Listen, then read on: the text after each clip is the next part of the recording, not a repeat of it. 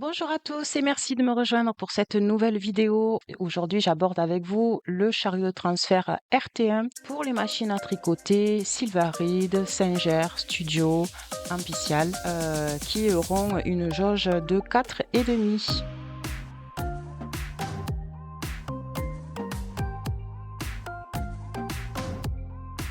Pour pouvoir vous servir du transfert de maille, il faut que vous tricotiez bien sûr avec votre double fonture, que vos aiguilles soient positionnées en P5, qu'elles soient bien face à face. Et le dernier rang que vous allez faire, il faudra augmenter d'un point pour pouvoir avoir un peu plus de souplesse sur la maille. Alors, j'installe mon chariot comme ceci, c'est-à-dire que je déverrouille. En fait, ici, j'ouvre la glissière pour pouvoir le poser et chercher l'ancrage. Je dois positionner mon lever, ma poignée pour tourner, je dois le positionner sur le triangle, le petit repère orange ici.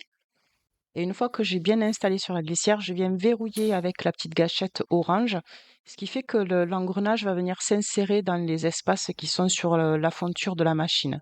Et c'est ça qui va nous permettre de pouvoir faire avancer le transfert de maille. Si vous n'arrivez pas à faire sortir l'aiguille comme ceci, à actionner votre chariot de transfert, on passe à l'étape suivante, l'inspection, nettoyage du RT1. C'est parti, on y va!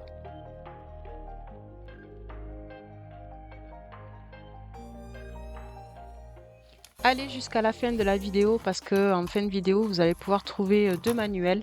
Il y aura le manuel d'utilisation du transfert de maille RT1 et vous aurez aussi le manuel pour l'entretien. Donc là, c'est vraiment du technique, hein. On va vraiment en profondeur de l'appareil.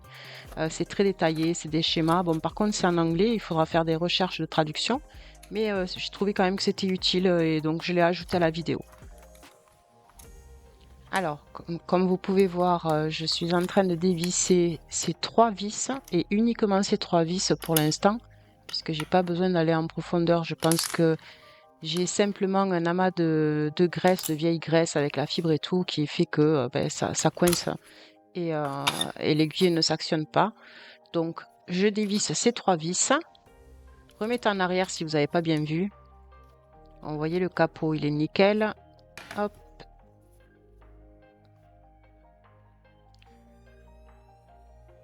Alors ici, on peut voir comment tout ça fonctionne. Voilà. Et là, je me rends compte qu'il y a beaucoup effectivement, de graisse, de vieille graisse. Vous voyez ici, par exemple, ça c'est venu s'accumuler. Là aussi, là, il y en a pas mal. Et ensuite, il y en a là aussi.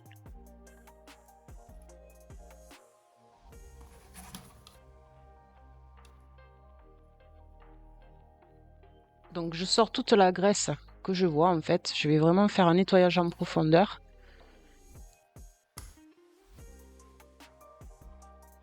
Et là, vous voyez, normalement, ça devrait se mettre dans le cran.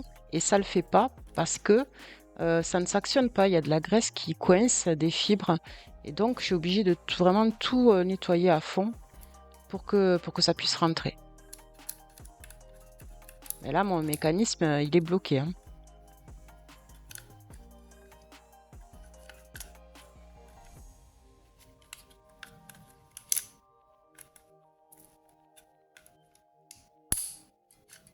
Normalement, je devrais avoir l'aiguille qui monte et qui descend et ça ne le fait pas.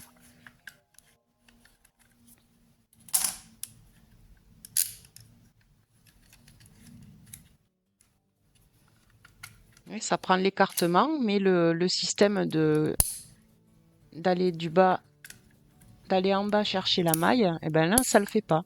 Il est bloqué.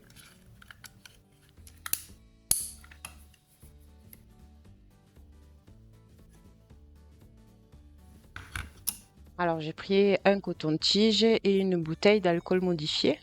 Et je vais nettoyer avec ça pour le moment pour voir ce que ça donne. Ça devrait déjà quand même enlever pas mal de graisse. Donc je frotte, je fais les moindres recoins, j'essaye d'attraper vraiment, vous voyez là ici, j'arrive pas à l'attraper à fond, il y a des endroits où c'est que je peux pas passer le coton-tige ou le chiffon, c'est pas simple, mais bon, on va voir déjà si ça fonctionne.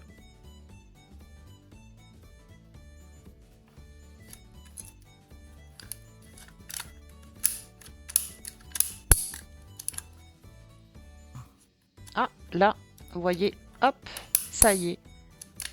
Voilà, là, ça descend. Là, le mécanisme se fait comme il faut. Vous voyez, il est bien rentré dans la partie crantée du bloc. Et là, hop, il fait son job. Voilà, impeccable. Bon, par contre, je vois qu'il y a encore pas mal de traces. Donc, du coup, je vais faire avec un autre produit. Vous allez voir, c'est radical.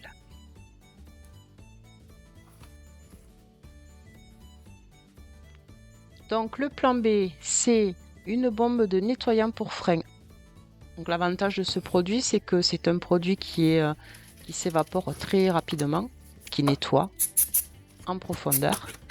Donc, j'en mets un peu partout. Je vérifie que tout fonctionne bien, qu'il n'y ait plus d'arrêt.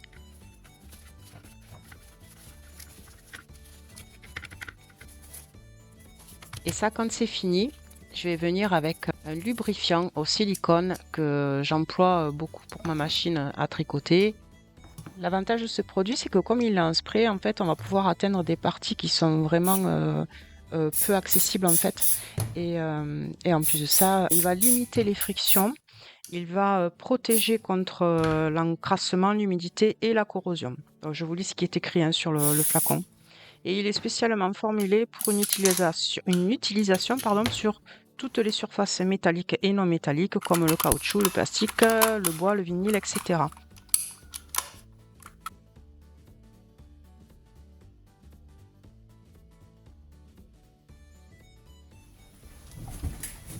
Allez, je viens remonter mes aiguilles.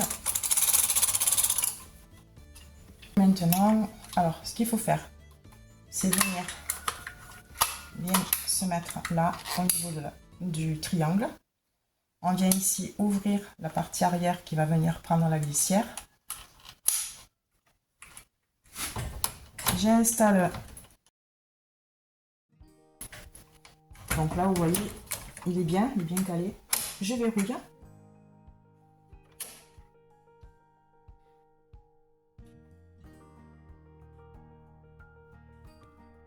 Et allez, maintenant que tout est bon, c'est parti.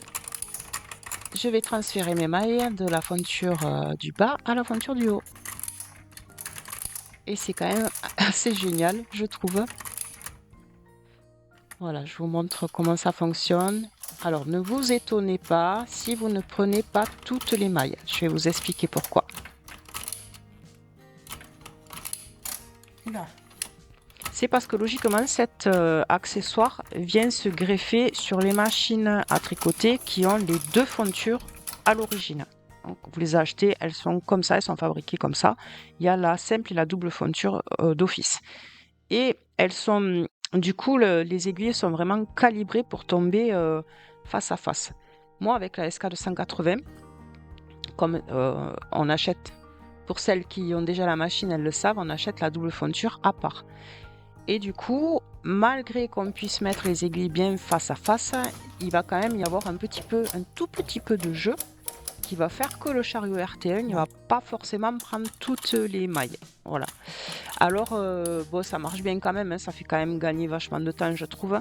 Donc, je m'en sers et puis les mailles qui restent, je les remonte avec mon aiguille double chat.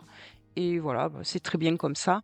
Mais voilà, vous étonnez pas si effectivement, quand vous passez votre transfert de mailles, ça ne prend pas toutes les mailles, c'est normal.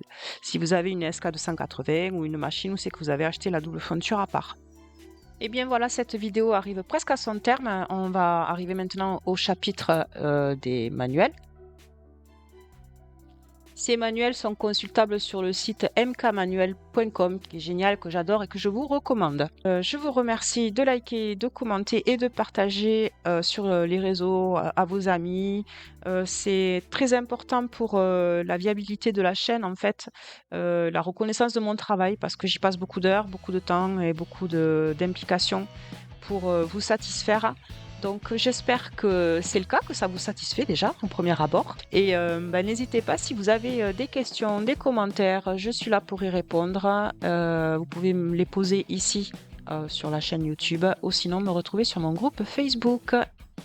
On se retrouve bientôt pour un nouveau tuto. Je pense que ce sera au sujet des cartes perforées pour vous faire un joli motif, vous montrer un petit peu le rendu d'une carte. En attendant, je vous fais des gros bisous, tricotez bien et soyez heureux. Allez, salut! À très vite.